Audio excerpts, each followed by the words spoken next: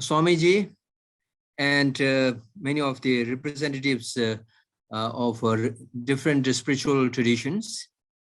I really appreciate the organization and Swamiji for organizing this conference with a very relevant topic, and particularly in the context of education, when the Indian government has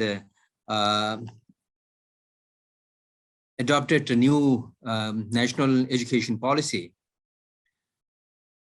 So this is a very important topic, relevant for modern India, and also we have lots of things to take from the past Indian civilization and tradition.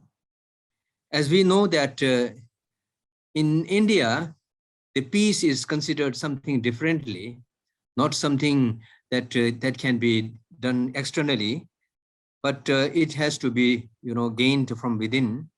And India has a very strong kind of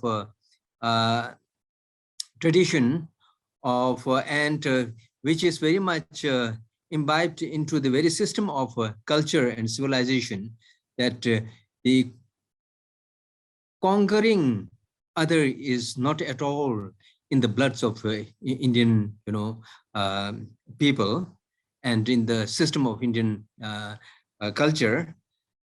In Indian, according to Indian culture, there is nothing to be conquered outside, but one has to conquer oneself. Then only you can, be happy, live harmoniously. And that is why in India, the peace is to be developed according to Indian tradition. Peace is to be developed from within. So violation of ceasefire, and then we have a violation of peace treaties and things like that. These things show simply that we have not seized the fire within ourselves. We have not established a peace when we signed the peace treaties. And when there is a violation of peace treaty, that already explains that we have not established peace within ourselves.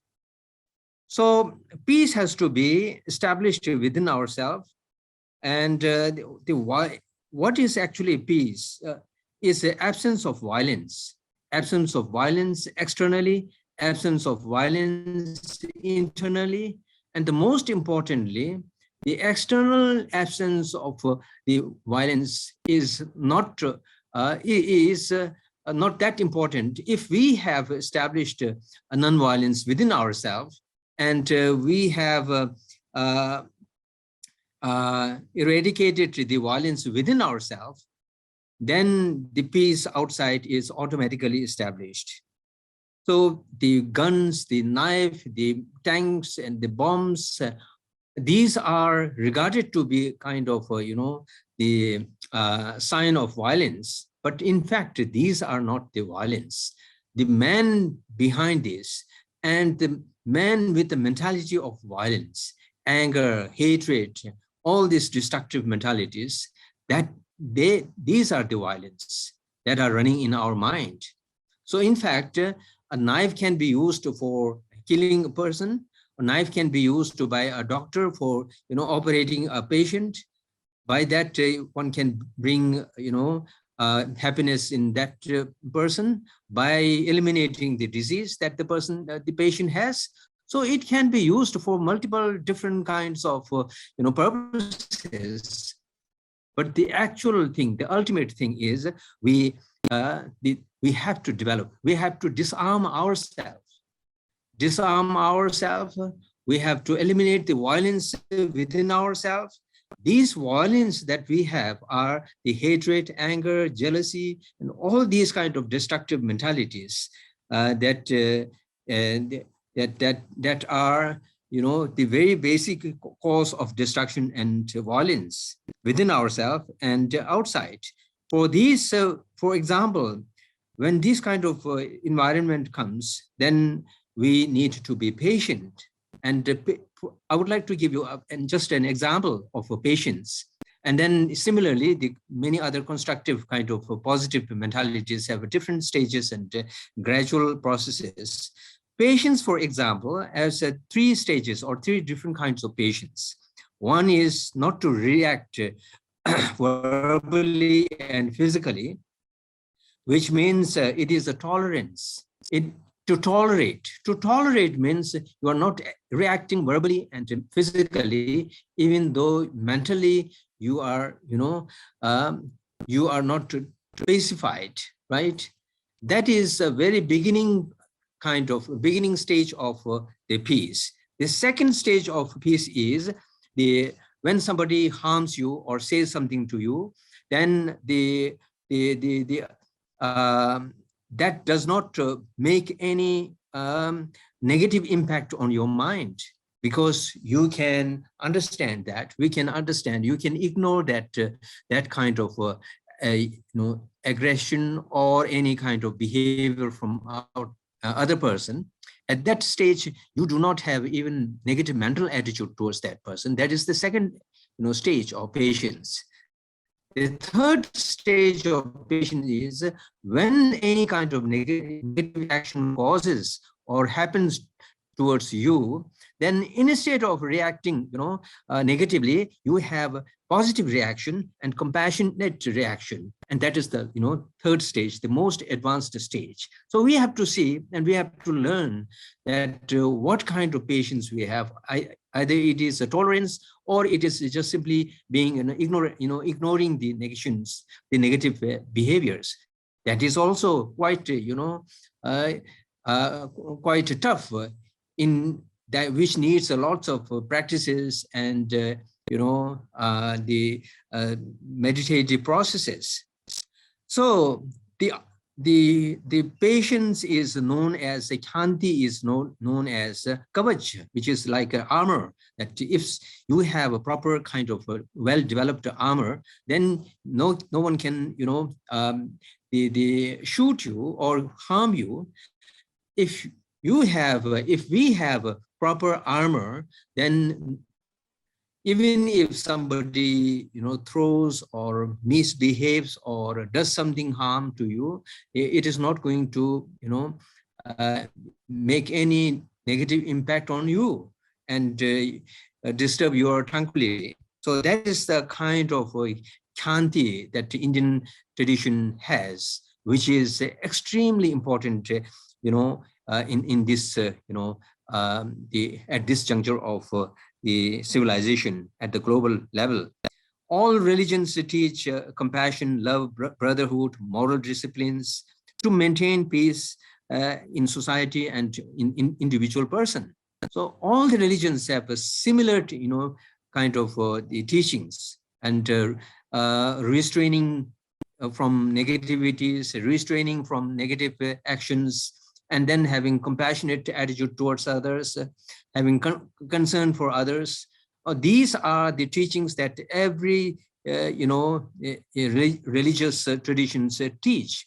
But we have a different philosophical systems in order to justify each of our actions according to different different religious systems. That is quite understandable. Even within being two disciples of the same guru could have different understandings and perspectives.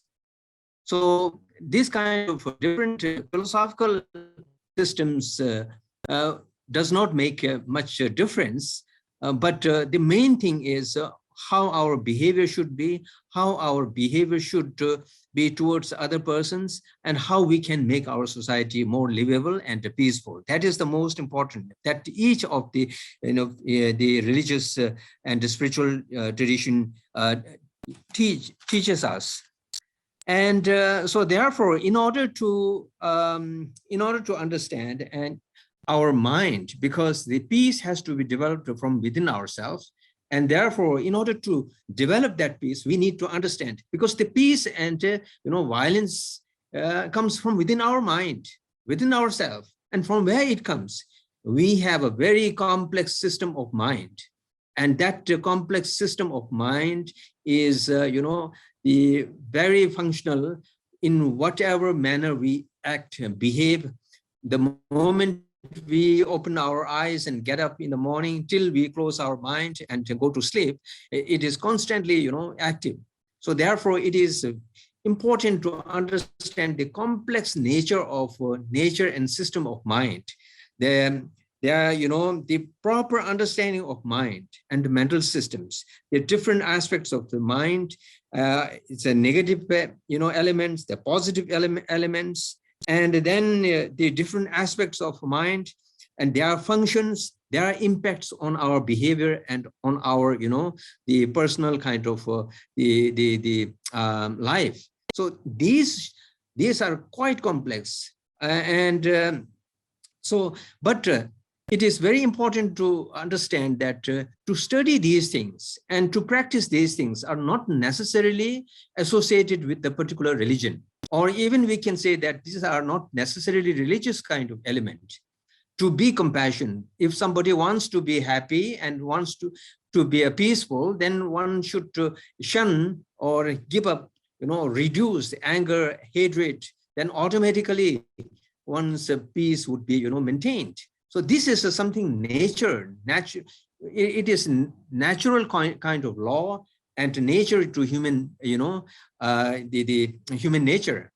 So therefore, these are something like biology and chemistry and physics that we learn in our schools. Similarly, therefore, these kind of things should be taught in the schools, that when anger arises, how harmfulness kind of, impact it makes. And these kind of things should be taught in the school. And if one develops, cultivates a compassion, then how this is going to make a positive impact on your life and your friends and environment. So these should be taught just as we, the chemistry, biology, physics are taught. So these are very kind of the natural elements of the mental states that can be taught without relying on any religious kind of system, right? So therefore, I think the schools should have a curriculum, and right now most of the schools, particularly the school curriculum based on a modern education system, are basically education with the materialistic approach. And the materialistic approach is simply to, to satiate our senses. And whereas, according to ancient Indian tradition, the satiation of senses is not regarded to be something, admirable. Yes, to some extent that is required to survive. But the most important thing is the sixth sense, that is which in modern time is regarded as, the mysterious. In fact, this is not mysterious. This is the most important mental faculty. This is the most important faculty that has not been explored by the modern science. Of course, modern science has done so many admirable works and discoveries and inventions, which are quite helpful. But at the same time, the modern science has not been able to explore the inner world, which Indian civilization has explored to a great extent, which can, give a great contribution to the world and to education system. So therefore, this kind of education system that can provide a fundamental system of, pacifying our mind, bringing peace in one's own, the mentality. Peace has to be within the person. In society, you have to develop and cultivate the peace within individual persons, but you won't find the peace in between the person, but you have to find the peace within the person. And once we have the peace within the person, then the peace is prevailed in the entire society. So therefore, this is extremely important, that the modern education system is also necessary, but at the same time, the inner world developmental process is also extremely unavoidably important if we really focus or if we really need to develop and bring peace in society. Peace can be brought in society only when the individual people have a peace in their mind. So the material world is necessary, but it is not, the inner world, the sixth sense or the sixth faculty, the mental faculty is much more important, because this sensual pleasures, many think that the sensual pleasure is the happiness. Sensual pleasure, out of sensual pleasure, one gets a happiness, but that is a very transient, very shortly, right? The more stable happiness can be attained through development of the mental faculty, right? The sixth sense, the five senses, their objects are the present, right? Only the present, which is already present in front of the senses, they can enjoy, right? But the sixth sense or the mental sense can engage with the present objects, past object, future object. That is why most of the time people become very worried because of, thinking about the past and wishing something about future. But if we have a positive way of developing our mental faculty, then we can navigate our emotions, navigate our mental faculty in such a manner that we can live peacefully in present, and we can, look peacefully in future, and we can conceive the ideas and objects of the past peacefully. So the most important thing is mental training. The mind training is very important, which is abundantly available in the ancient Indian tradition. And this is a very kind of scientific kind of subject that can be studied without relying on a particular kind of religious tradition. So it is, in fact, now we have to develop these curriculums and methods, how we can teach these things in a school, because we have schools with so many different from cultural background and religious background. So we cannot rely on a particular kind of religious system. Under that circumstance, we need to develop and curriculums which are secular in nature and multicultural in nature, so that every children from different cultural and religious background can study comfortably and develop peace within themselves. The children, when they are given good education, then they will be the future citizen of the world, and then they will certainly be able to live in a better world. So with these words, I would like to express my gratitude for giving me this opportunity. And I really appreciate for organizing this conference. Thank you very much, Swamiji and the organizing committee.